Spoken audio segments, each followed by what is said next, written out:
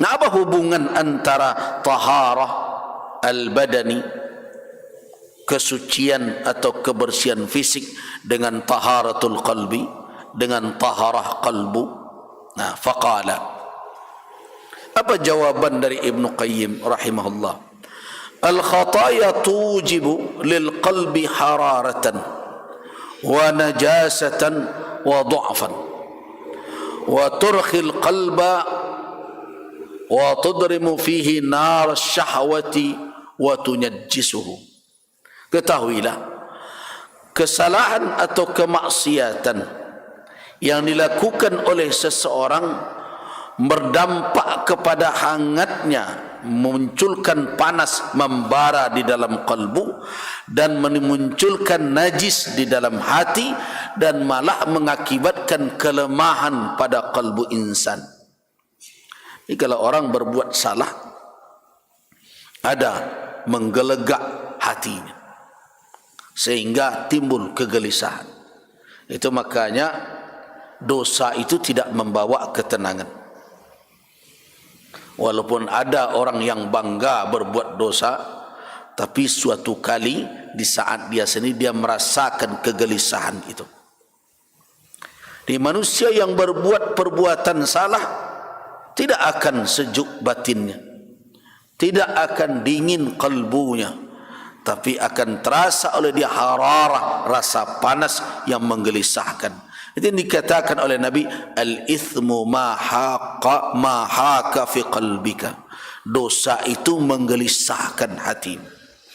Dan tidak hanya sebatas itu, malah akan berdampak munculnya najis dalam makna, najis maknawi di dalam kalbu insan, dan bahkan akan berakibat dha'fan, kelemahan pada kalbu, sehingga kesalahan kalau ditumpuk tidak segera dibersihkan, maka membuat orang menjadi kehilangan kekuatan untuk beribadah dan untuk mentaati Allah. Jadi makanya jangan ditunda-tunda beristighfar. Semakin banyak menumpuk kesalahan di dalam kalbu insan, semakin lemah semangatnya dalam taat kepada Allah Subhanahu wa taala.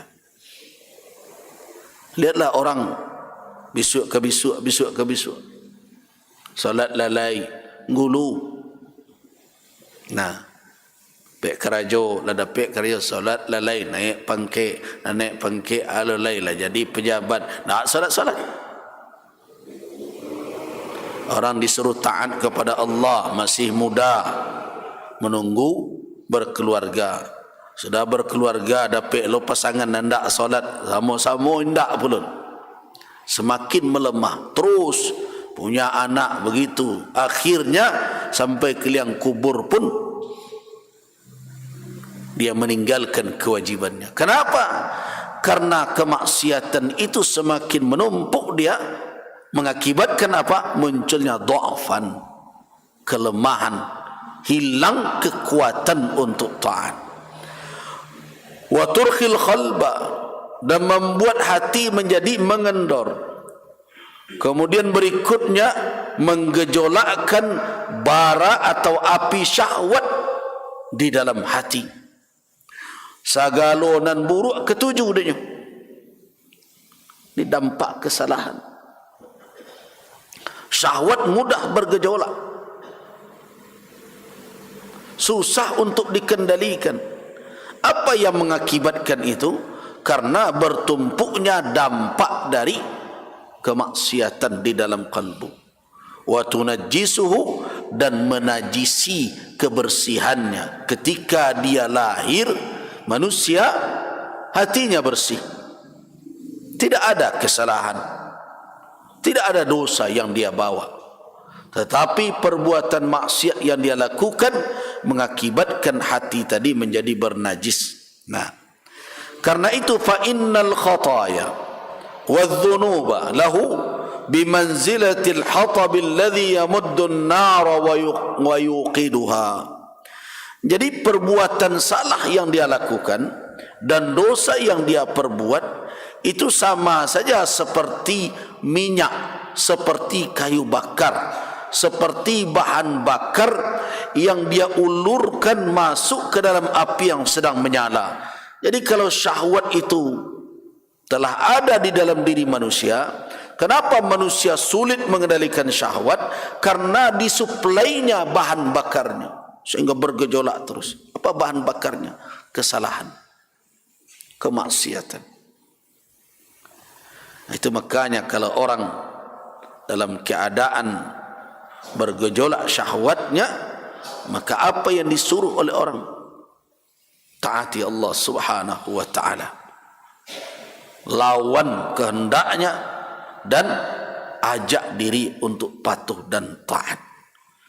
Nah, ketika sedang menyala seperti itu, wal ma' yughassilul khubus, air yang diminta tadi dengan air membersihkan segala bentuk yang kotor. Wa yudfi'un nar, memadamkan api. Fa in kana baridan awrasal jisma salabah wa quwwah, kalau dingin dia akan mengakibatkan apa? Fisik kembali menjadi kuat. Fa in kana ma'ahu thalju wa barad kana aqwa, kalau bercampur salju dengan air dengan barat, maka akan lebih kuat lagi untuk menyejukkan dan mendinginkan gejolak tadi, sehingga tubuh kembali kuat untuk melakukan tugas-tugas kehambaannya. Nah, itu gunanya.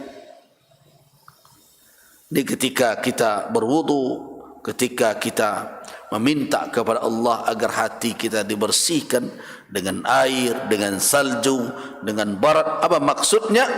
Adalah agar gejolak syahwat menjadi mereda, akibat dari kemaksiatan menjadi hilang, terhapus oleh pencucian itu.